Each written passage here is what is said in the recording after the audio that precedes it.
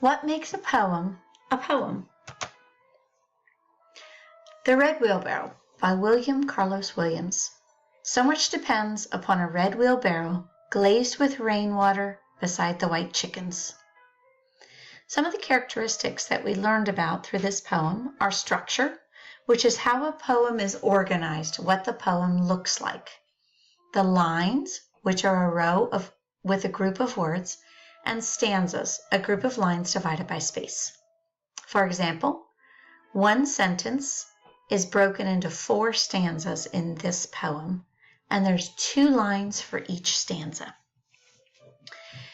In this poem, there's free verse, which is a poem written with no rhyme and no clear rhythm. None of the words rhyme, and there's no rhythm you can hear. This poem uses imagery, words and phrases an author uses to help the reader imagine with the senses. So he talked about television, smell-o-vision, hear-o-vision, taste-o-vision, and such. So words that help me to see the wheelbarrow, like red, glazed, and white. Here's the next poem. Stopping by Woods on a Snowy Evening by Robert Frost. Whose woods these are, I think I know. His house is in the village, though. He will not see me stopping here to watch the woods fill up with snow. My little horse must think it clear to stop without a farmhouse near, between the woods and frozen lake, the darkest evening of the year. He gives his harness bells a shake to see if there is some mistake. The only other sounds the sweep of easy wind and downy flake. The woods are lovely, dark and deep, but I have promises to keep, and miles to go before I sleep, and miles to go before I sleep. So in this case, the structure is that he wrote 4 stanzas, and each stanza has 4 lines. This poem has rhythm. That's an emphasis on certain syllables throughout a piece. So in this case, every second syllable is emphasized. Whose woods these are, I think I know. His house is in the village, though. This is a narrative poem, which is a poem that tells a story. It'll have characters, a setting, and a conflict. So something is going to happen to somebody or something. In this case, we have a man stopping in the woods on his way somewhere. He wants to stay, but he knows he shouldn't. And I'm guessing it's a man. We don't really know that it's a man. I suppose it could have been a girl. There's rhyme in this poem, so words that have the same ending sounds. In this case, the first line, the second line, and the 4th line of each stanza rhyme.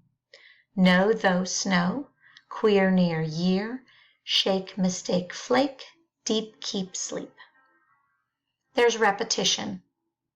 So he says, and miles to go before I sleep, and miles to go before I sleep. And there's imagery, the harness bells that he shakes, the sweep of easy wind and downy flake.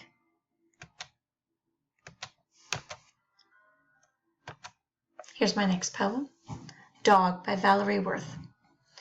Under a maple tree the dog lies down, lolls his limp tongue, yawns, rests his long chin carefully between front paws, looks up, alert, chops with heavy jaws at a slow fly, blinks, rolls on his side, sighs, closes his eyes, sleeps all afternoon in his loose skin. Okay, so punctuation in poetry is not always used the same way as it is in prose. Punctuation is marks in writing to separate sentences and parts of sentences to make a meaning clear. But in this case, the poem is not broken into stanzas and it has many lines. So the poet uses his punctuation to help the reader know which places to pause in the snow. Under the maple tree the dog lies down, lolls his limp tongue, yawns, rests his long chin carefully between his front paws. This has free verse. It doesn't have rhyme or any pattern of rhythm, but it definitely has imagery. For sight, lies down, lolls his limp tongue.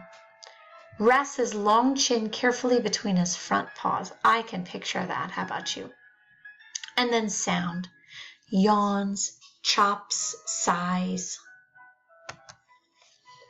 The next poem is The Pasture by Robert Frost. I'm going out to clean the pasture spring. I'll only stop to rake the leaves away, and wait to watch the water clear I may. I shan't be gone long, you come too. I'm going out to fetch the little calf that's standing by its mother. It's so young, it totters when she licks it with her tongue. I shan't be gone long, you come too. The structure is 2 stanzas with 4 lines each. There's repetition. I shan't be gone long, you come too, in the 4th and the 8th lines. And I'm going out to, which is in the 1st and the 5th lines, the first lines of each stanza. And then there's rhyme in the middle 2 lines in each stanza. Away and May, young and tongue. Street Music by Arnold Adolph.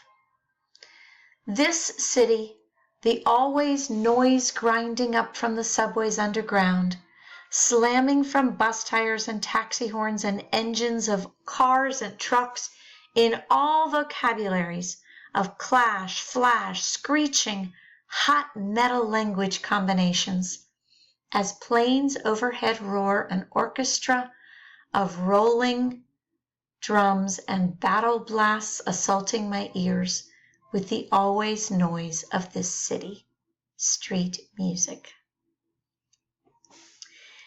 In this case, the poet uses an irregular structure.